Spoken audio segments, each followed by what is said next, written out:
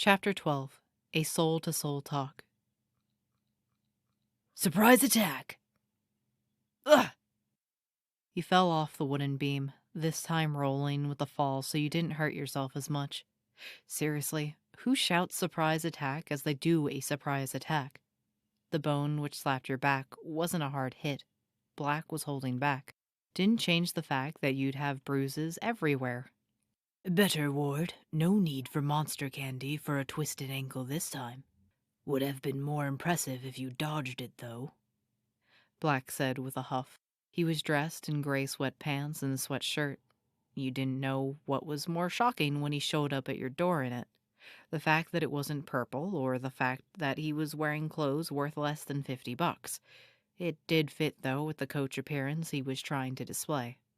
Not a word was said about last night, how you practically ran off right after the arm wrestling contest.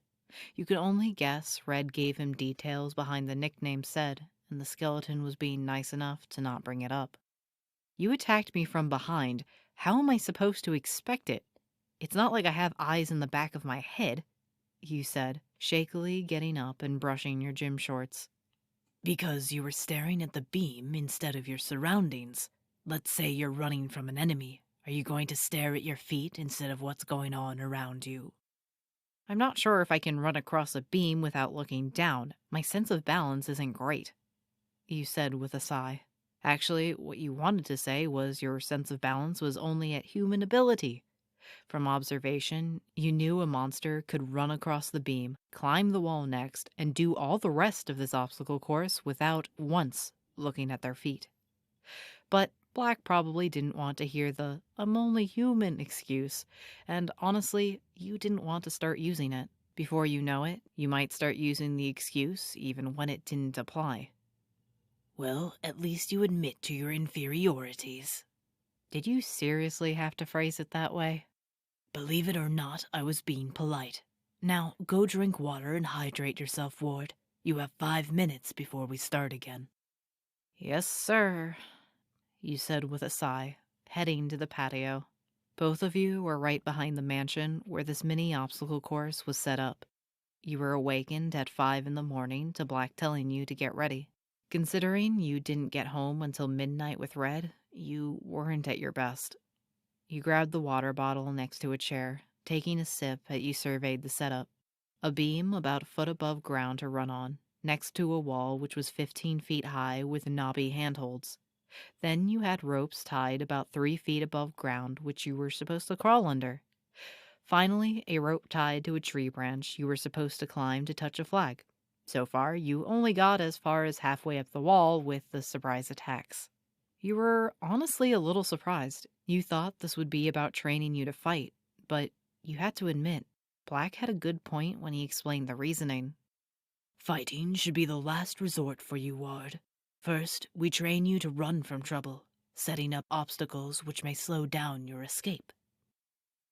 All right, get back in place, Black said, producing a bone in his hand and twirling it in the air. Like before, he'd move quickly, pausing only a couple of seconds to raise his arm to throw the bone. It was the only warning he was going to give you to avoid it. Well, that and him screaming "surprise attack" as he threw it. You stretched your legs before getting into position in front of the beam. Go! You tried to only glance down at the beam with every couple of steps, hoping it would be enough to keep track of running on it. Apparently, something productive came from all these attempts because you didn't even trip with your attention elsewhere, almost as if your legs have developed a mind of their own to know how to run on the beam. Surprise attack! This time, you did see the flying bone coming, pausing to duck down, hearing the flying bone whiz by your head. With a grunt, you were quickly back up and finished running off the beam. Next came the wall, you having both hands latching on knobs and feet resting on others. You remembered Black's tips on how it was your legs which needed to do all the work. That's where you'd get your momentum. Surprise attack! You didn't try dodging the bone. It wasn't really possible. So instead you sent a foot out and kicked it in midair.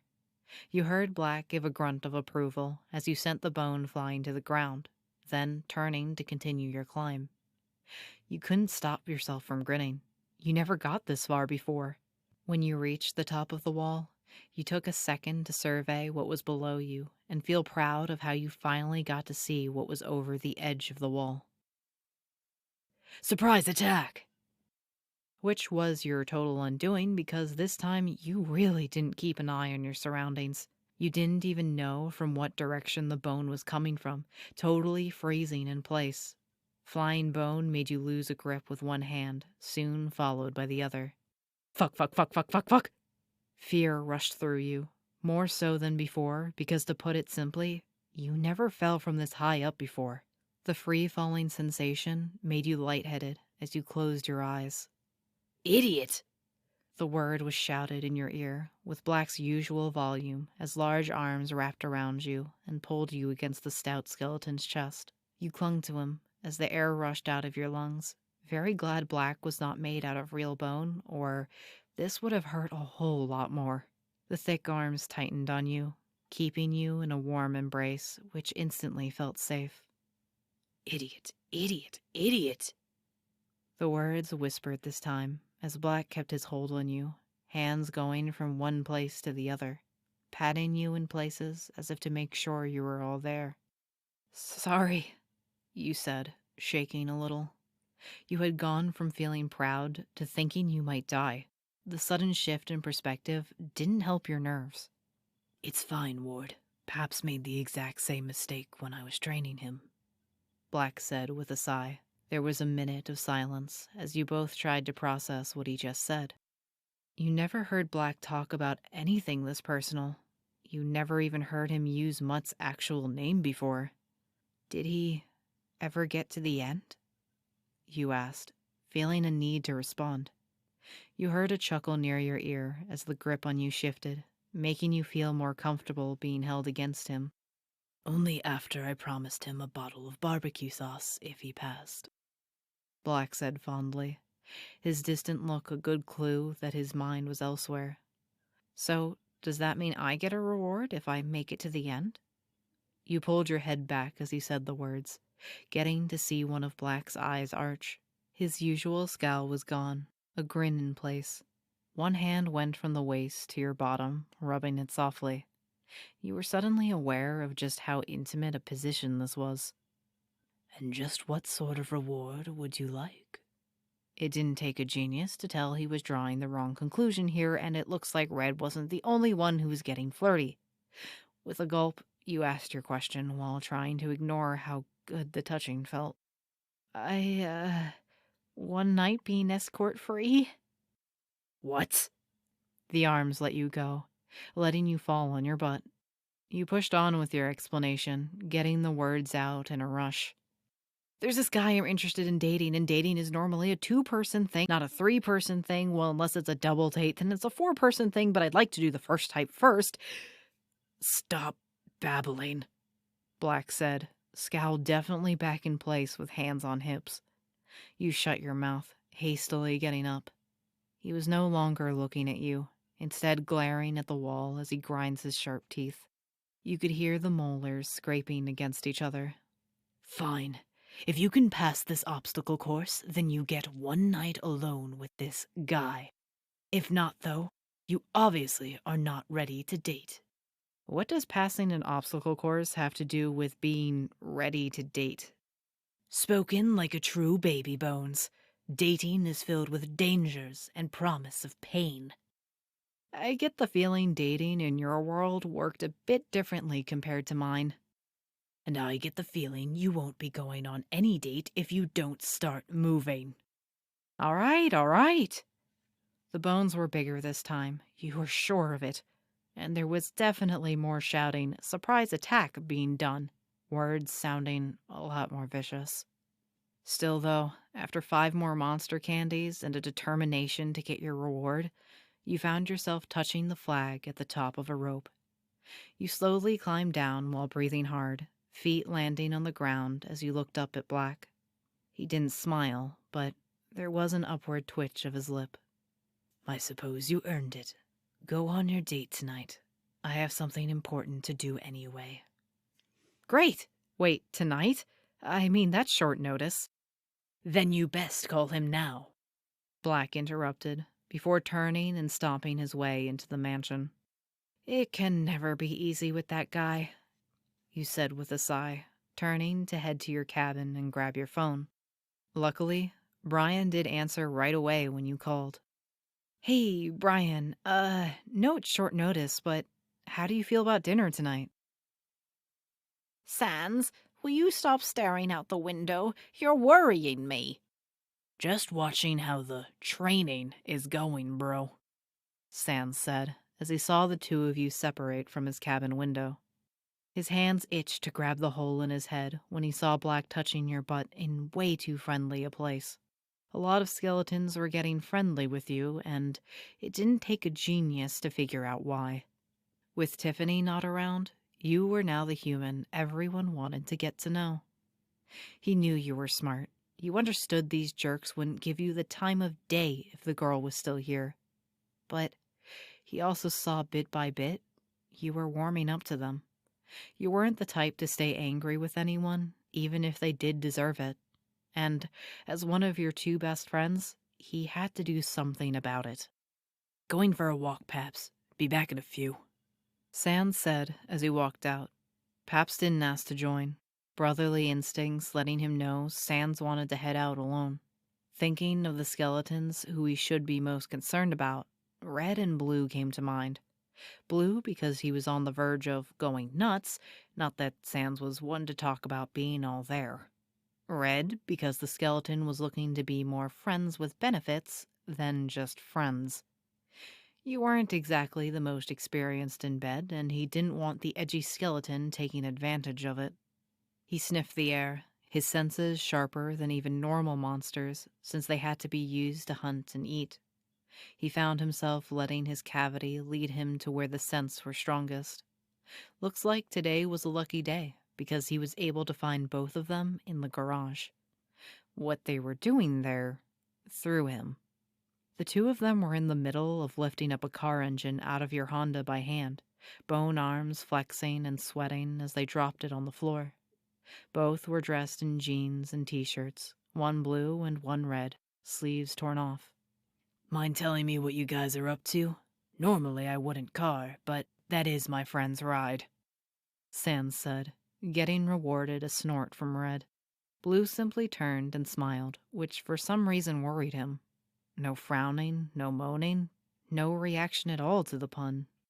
Hello, Sans. We're doing a tune-up of Reader's car. Not that I'm an expert, but tune-ups don't normally involve removing the engine or replacing it. Sans said when he noticed another engine around the same size in the corner of the garage. He wasn't a mechanic, but even he could tell it was brand new, while the one just removed had rust and age. The kid hasn't been maintaining the car right. Definitely didn't get oil changes as much as he should.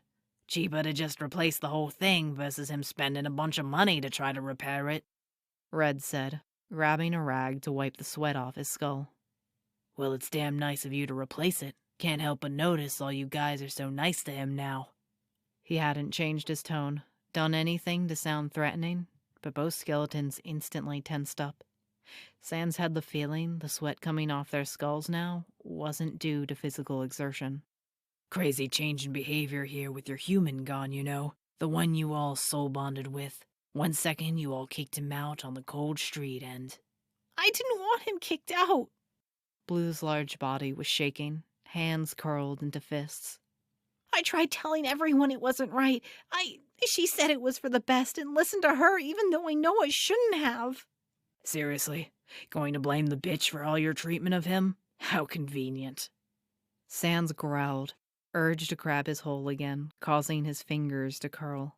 Red was glancing between the two skeletons before putting a hand on Blue's shoulder. Listen Sans. Let's leave Blue out of this conversation, okay? I fucked up. You want to tell me a new one for it? Then go ahead.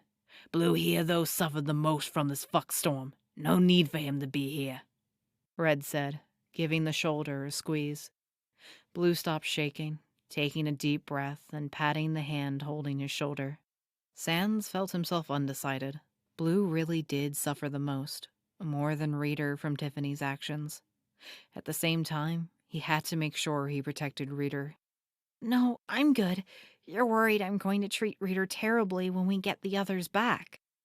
No, I'm worried you won't accept him moving on and finding someone way better than you, Sans said, with more concern than anger. There wasn't any more shaking, but the big skeleton did flinch at the words. I know I missed my chance. I just want to be part of his life. I'll take whatever he's willing to give me. Blue said, eyes bright and somehow hard, as if they were made out of sapphires. It used to be Blue couldn't go a couple of days without his eyes turning into stars. When was the last time it happened? Sans was willing to bet those eyes hadn't formed into stars once since the machine incident. Good to hear. You, though, are a different problem, Sans said, now turning his attention to Red, who let go of Blue. He pulled nervously at his shirt collar, not looking directly at Sans's red eye. Hey now, the kid can make his own choices, and the second he tells me to back off, then I back off. What happens between me and Rita is our business, Red said, crossing his arms. Sans had a feeling he was trying to appear tough, and failing miserably at it. Under the dual glare of both him and even Blue, the edgy skeleton was sweating even more. The kid isn't your backup fuck toy until the bitch returns. You're soul bonded to her, which means when she's back, soul bond is gone. Sans stared at him for a second, red eye widening. He couldn't have heard Red right. Soul bonds lasted forever. Well, at least until one of the mates died. No amount of distance was supposed to break it, not even going to a different plane of existence. Otherwise, taking a shortcut would have caused the soul bond for Judges with Tiffany to break way before now, when the Judge was in the void for a couple of seconds. Mine broke too when the others disappeared. The only good thing about all of this, Blue said, scratching his chest. Truth is, my bond didn't feel all that strong. When it first formed, it looked all nice and fresh like the silver rope. But then I, got jealous a lot and angry. The rope suddenly looked a bit more frail and ugly by the time the chick broke the machine. Red said, words coming out of his mouth reluctantly. It was taboo to talk about the state of your soul with anyone except for your mate or close family.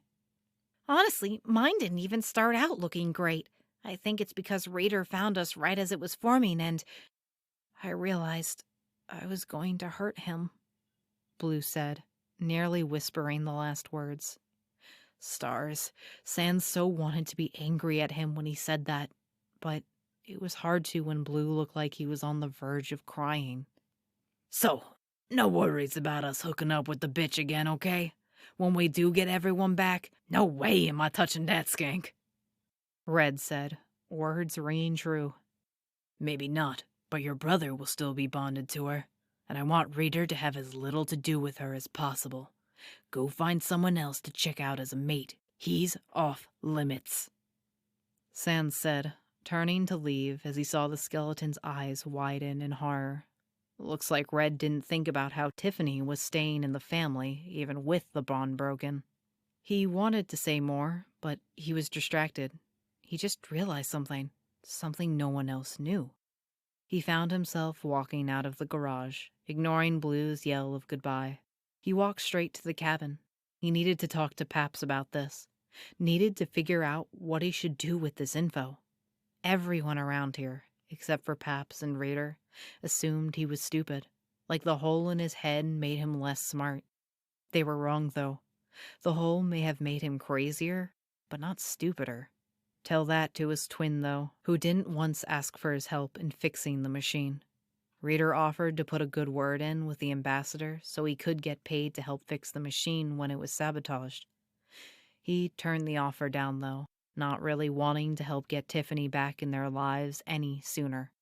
Now he wished he was a bit more stupid because ignorance really is bliss sometimes. It took only a minute to reach the cabin door and get inside, the familiar setting doing nothing to ease the tension in his spine. Sans, you're back. How was your walk? Paps, I know why the machine chose to grab those guys to go with Tiffany. Red, are you okay? Red went from staring at the engine to blue. What? I'm fine. Shit, I should be asking you that question with the way Sans gave you the 3rd degree. Red said, shit-faced grin in place. It was funny how they were working on a car today, and just a couple of days ago, they were beating the crap out of each other. Red was a fell monster, though, and he was used to problems being solved with fists, and then jokes later. He could still recall the fight they had, how Blue had gone totally offensive, doing nothing to defend himself against hits. It looked like he wanted to get struck as he fought, a realization which made Red quickly lose motivation to continue the brawl. Now, with both of them healed up, Red thought this working together on Reader's car would be a nice peace offering. From the way the skeleton quickly agreed, maybe he was thinking the same thing. I'm honestly surprised he didn't talk to us sooner. It's just, I can tell you're worried because your brother is still, It's fine, Blue. Let's continue the whole tune-up thing later today, okay? I think I need a beer from the fridge. Red said, already heading out. Blue simply nodded, moving to put the tools up. Red's mind raced to thinking of what Sans just pointed out to him. The boss was still soul-bonded to the bitch. It wouldn't be the first time a soul bond turned out to be a bad choice, especially in his world. It was rare, but he heard of monsters who soul bonded and then later wanted nothing to do with the other. The biggest problem was, Boss still didn't know what a sleaze Tiffany really was. He was still lovey-dovey like Red used to be, and the sabotaging of the machine might not be enough to snap him out of it. What really opened Red's eyes was seeing how Reader treated them. His sincerity, which made Tiffany's manipulations pretty obvious. Red was going to have to figure something out. He couldn't let his bro end up stuck with the bitch. Easiest way to end a bond was death. Could get messy, though. He'd have to pull up Classic Sans' soul study research and see if he could find an alternative. He wouldn't make it the first solution, but if nothing else worked... Red. Red turned, hand raised to fire off magic before he realized what he was doing. Black stood in the living room with arms crossed. Fuck, he really was out of it. He didn't even realize he stepped inside the mansion. Shit, don't scare me like that. Coulda gassed blasted ya. Red grumbled, lowering his arm. Get yourself together. We're going hunting tonight. Black said with a predator grin. It took a second to realize what Black was saying, then he found himself matching the grin. Nothing like hunting down bad humans to get your mind off problems.